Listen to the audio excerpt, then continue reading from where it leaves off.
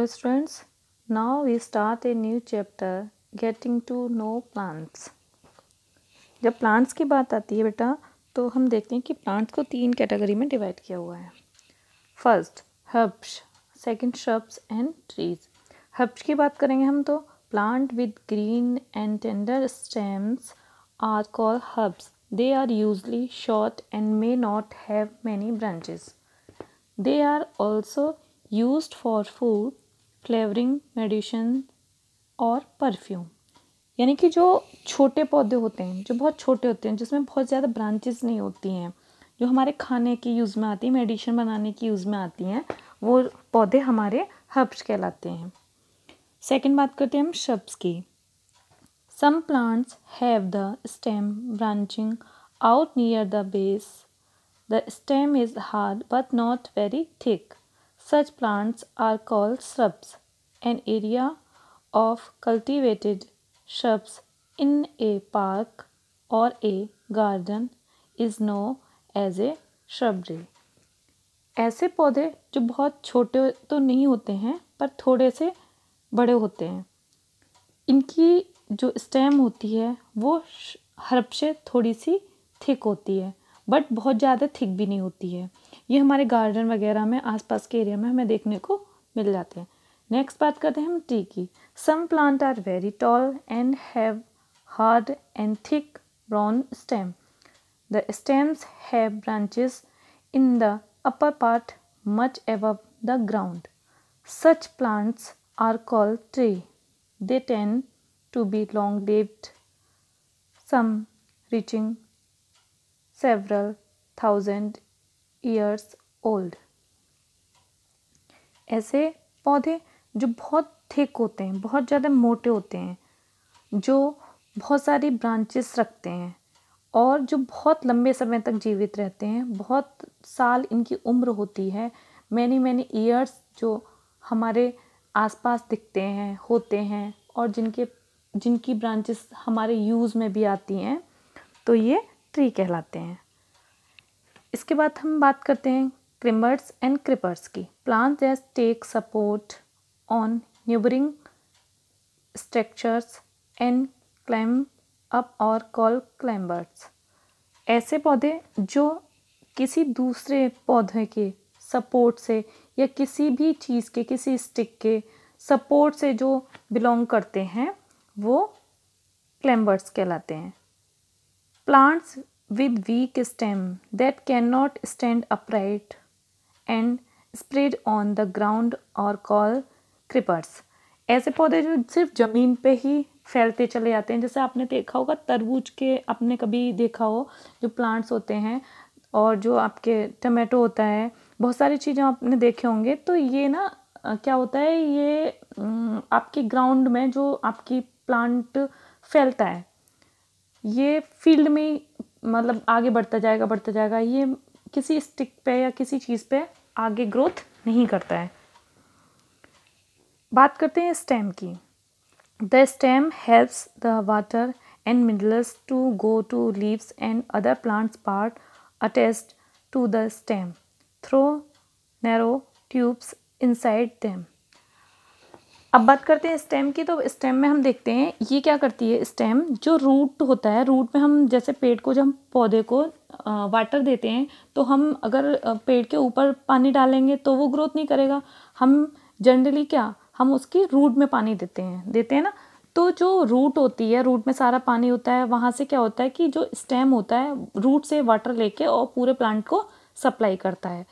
Second, अब root water तो supply root से लेके स्टेम सप्लाई करता है, बट अब फूड की बात आती है तो स्टेम जब लीव्स इनका फूड बनाती हैं, तो लीव्स से सारा फूड लेके पूरे प्लांट को सप्लाई करने का काम भी स्टेम का होता है. बात करते हैं लीव्स की. A leaves is an organ of a plant. The part of leave by which it is attached to the stem is called petiole.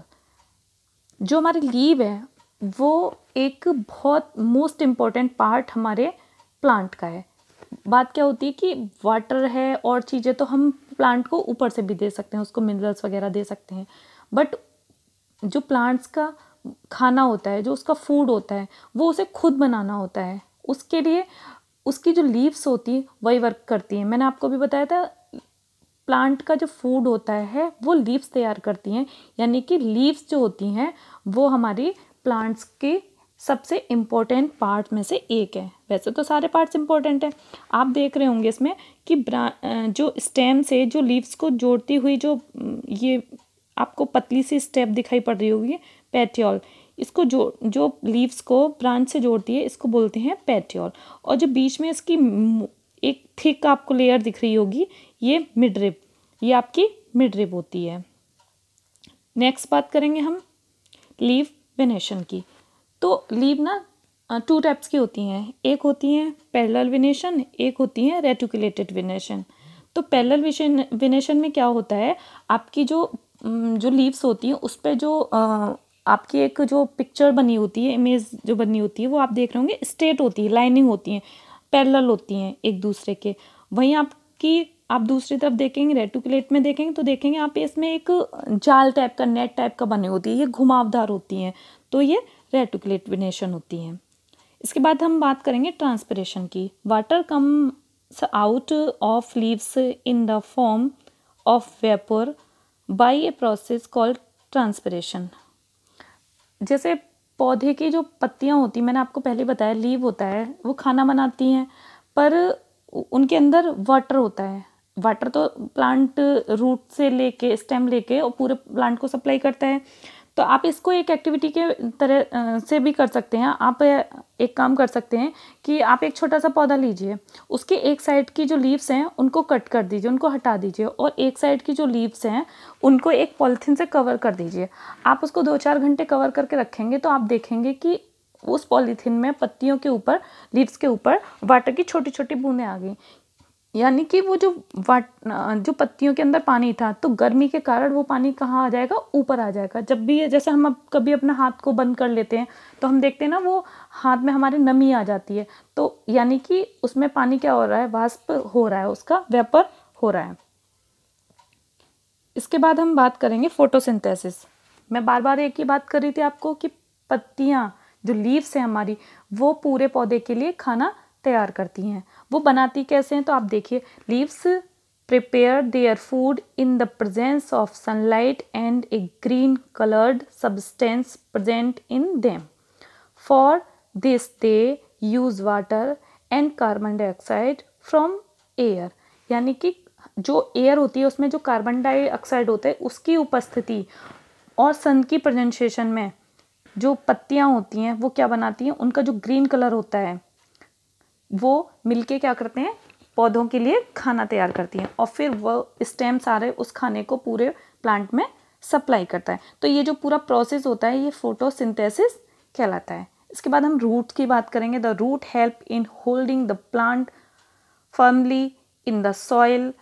They are set to anchor the plant to the soil.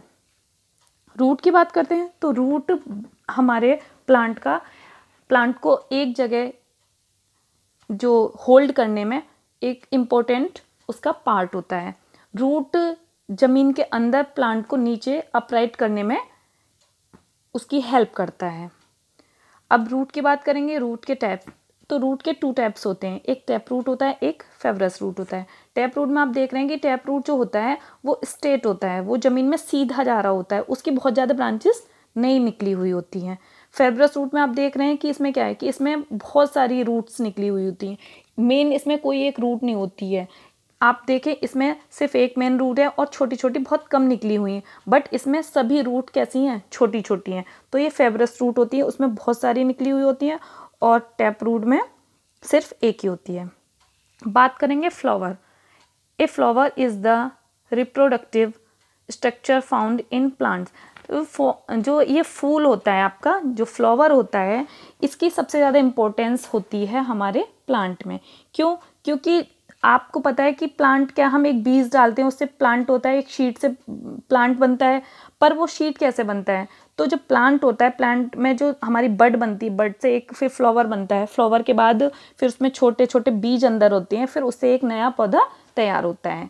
तो इसकी जो बाहरी area होता है, आप जो flower का देख रहे हैं, जो बड़ी जो लीव्स होती हैं, फूल की जो पत्तियां होती हैं, इसे बोलते हैं पेटल्स। और इसमें जो छोटे छोटी पत्तियां होती हैं उसके बोलते हैं सेपल्स। ठीक है, इसके बाद करते हैं बात पार्ट्स ऑफ फ्लावर, तो स्टेमन एंड पिस्टिल। स्टेमन क्या होता है, स्टेमन और पिस्टल मिलके एक नए फ्लावर के जो बॉन्ड में इनके एक, ये कह सकते हैं हम, रिप्रोडक्टिव पार्ट्स हैं हमारे।